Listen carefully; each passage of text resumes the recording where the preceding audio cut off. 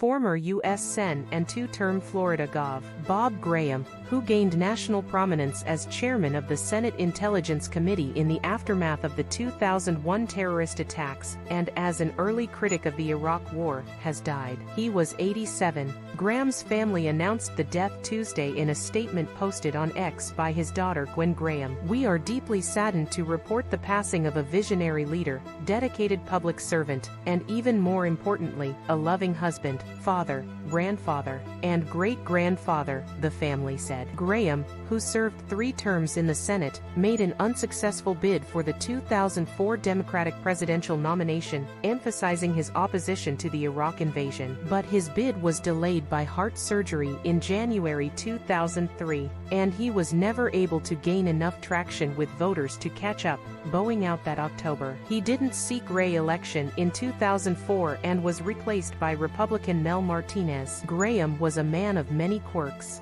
He perfected the workday's political gimmick of spending a day doing various jobs, from horse stall mucker to FBI agent, and kept a meticulous diary, noting almost everyone he spoke with, everything he ate, the TV shows he watched, and even his golf scores. Graham said the notebooks were a working tool for him, and he was reluctant to describe his emotions or personal feelings in them. "I review them for calls to be made, memos to be dictated, meetings I want to follow up on, and things people promise to do," he said. Graham was among the earliest opponents of the Iraq War, saying it diverted America's focus on the battle against terrorism centered in Afghanistan. He was also critical of President George W. Bush for failing to have an occupation plan in Iraq after the U.S. military threw out Saddam Hussein in 2003. Graham said Bush took the United States into the war by exaggerating claims of the danger presented by the Iraqi weapons of destruction that were never found. He said Bush distorted intelligence data, and argued it was more serious than the sexual misconduct issues that led the House to impeach President Bill Clinton in the late 1990s. It led him to launch his short, abortive presidential bid.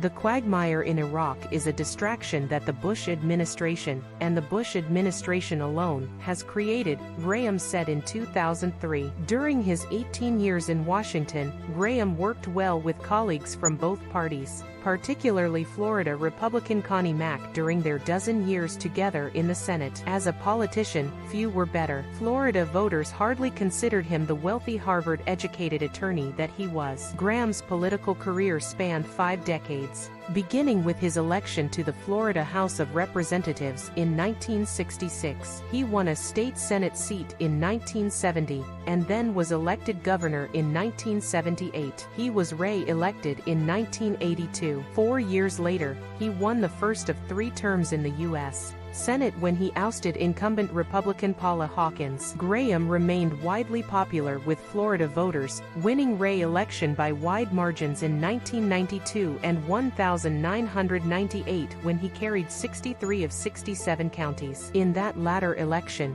he defeated Charlie Crist, who later served as a Republican governor from 2007 to 2011. "He blew me out of the water, and I came to know even more so why during the course of the campaign," Crist said Tuesday night. "I learned to respect him even more than I already had, and love him for the good, decent man that he was." Crist, who has since switched parties, and most recently served as a U.S. representative, said Graham was an influence on him. "I always felt that, when he was governor, that he was trying to govern for the people of Florida, not in any way political or partisan, and I took that to heart and tried to, in some small way, emulate it," Crist said. Even when in Washington, Graham never took his eye off the state and the leadership in Tallahassee. When Gov. Jeb Bush and the Republican-controlled legislature eliminated the Board of Regents in 2001, Graham saw it as a move to politicize the state university system. He led a successful petition drive the next year for a state constitutional amendment that created the Board of Governors to assume the regent's role. Daniel Robert Graham was born November 9, 1936, in Coral Gables, where his father, Ernest Cap Graham, had moved from South Dakota and established a large dairy operation. Young Bob milked cows, built fences, and scooped manure as a teenager. One of his half-brothers, Philip Graham, was publisher of The Washington Post and Newsweek until he took his own life in 1963.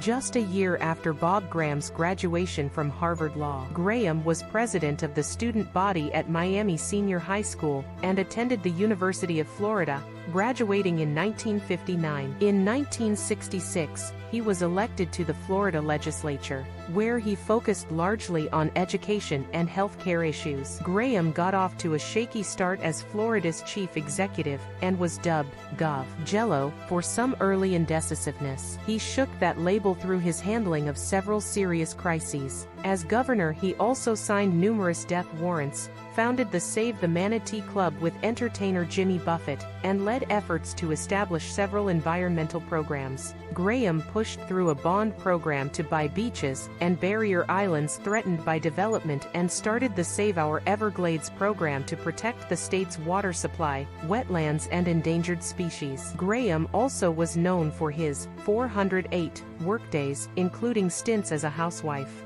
boxing ring announcer, flight attendant, and arson investigator. They grew out of a teaching stint as a member of the Florida Senate's Education Committee, and then morphed into a campaign gimmick that helped him relate to the average voter. This has been a very important part of my development as a public official, my learning at a very human level, what the people of Florida expect, what they want, what their aspirations are, and then trying to interpret that and make it policy that will improve their lives, said Graham in 2004 as he completed his final job as a Christmas gift wrapper. After leaving public life in 2005, Graham spent much of his time at a public policy center named after him at the University of Florida and pushing the legislature to require more civics classes in the state's public schools. Graham was one of 5 members selected for an independent commission by President Barack Obama in June 2010 to investigate a massive BP oil spill in the Gulf of Mexico that threatened sea life and beaches along several southeastern Gulf states.